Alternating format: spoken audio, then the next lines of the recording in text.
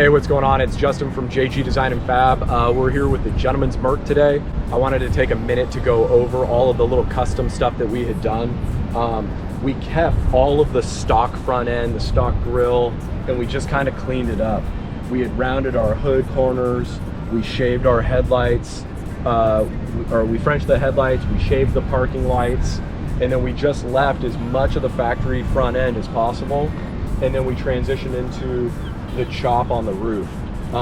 We ended up only taking 2.5 inches out of the roof, but we reshaped the entire top roof rail to give us a really nice flow and transition into the back of the car.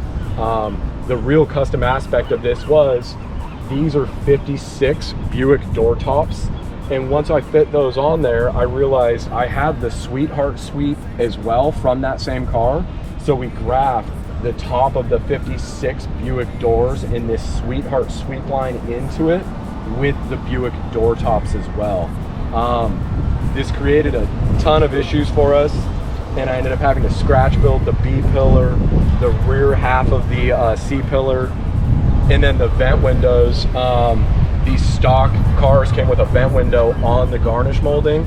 These actually came off of a 53 Chevy, and we reshaped them to fit the car correctly.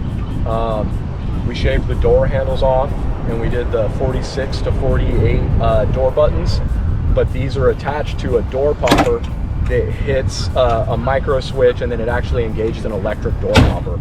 So those are pretty neat. Still factory suicide door. And then we actually fit a front bench seat out of a 56 Jaguar with some really nice woodwork on the inside with the tray tables. Then flowing into the back of the car, we just did a standard style skirt. We laid the back window down to flow with the car and make sure that the roof transitioned into the deck lid really well.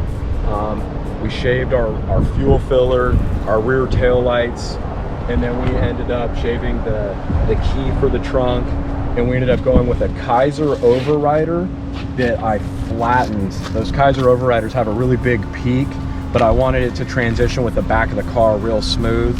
And then of course we reshaped the Kaiser bullets and then put 56 Buick taillights in those, the lenses. So that way we've got our brake lights taken care of, and it just tied the car together real smoothly. Yeah!